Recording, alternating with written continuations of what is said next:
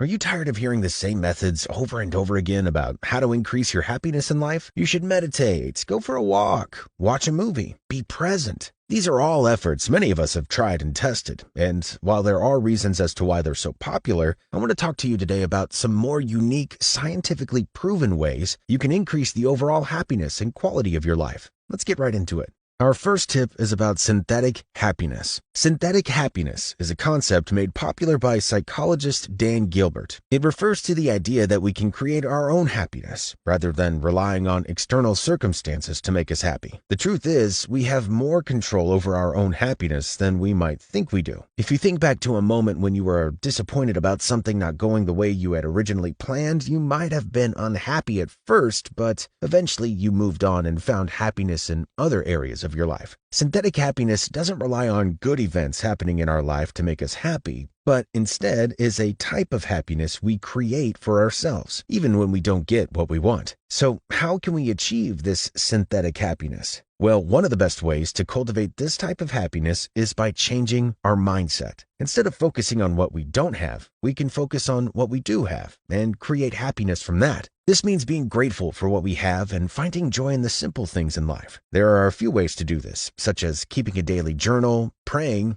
working on slowing down to appreciate the little things, or practicing gratitude. Which brings us on to our next tip, giving to others. Researchers have found that giving to others, even just a small amount, boosts social connections and happiness in both the giver and the receiver. A study by psychologists from the University of Chicago gave 96 participants $5 each day for 5 days to spend on others. Half the participants were randomly assigned to spend the money on themselves, and the other half were asked to spend it on someone else. This could be things like putting the money in a tip jar or donating to a charity online. The participants who gave the money away self-reported their levels of happiness to be higher by the end of the study than those that spent the money on themselves. Giving in these little ways has a bigger effect on our happiness than we realize. When we give to others, we activate pleasure centers in our brain that release dopamine. This promotes a natural high, which can last much longer than the fleeting pleasure we get from buying material things. So the next time you're able to, consider leaving a tip or look up ways you can help a local charity. The third tip is to invest in your time.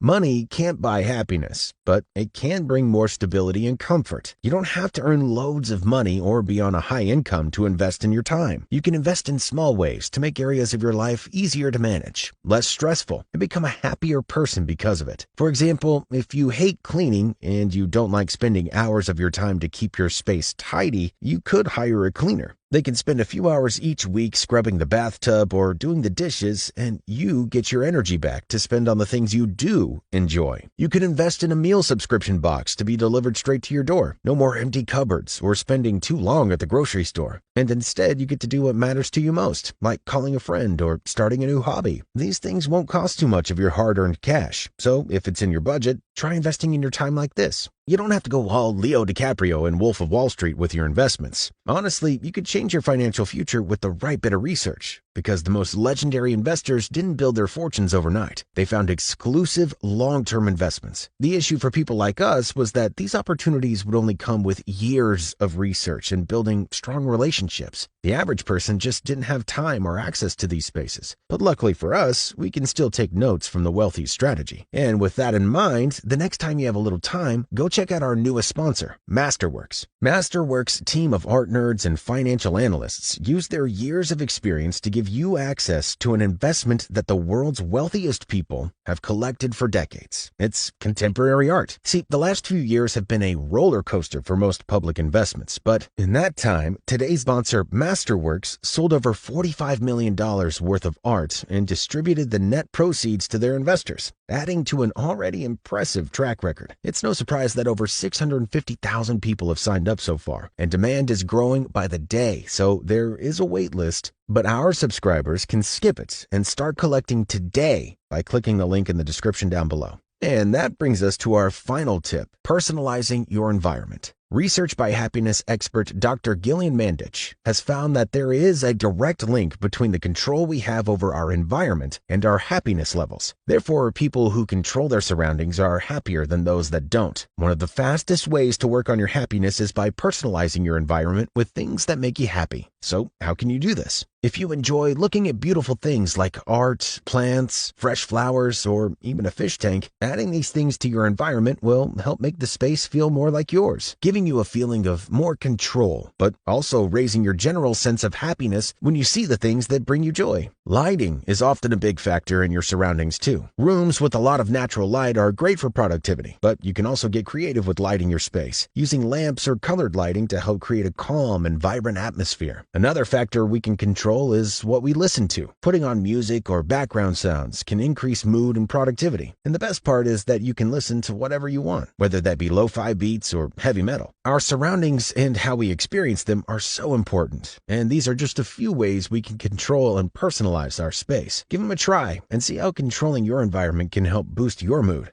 And that's it. I hope these tips have been helpful. Let me know in the comments which tip you're going to incorporate into your routine to boost your happiness. Until next time.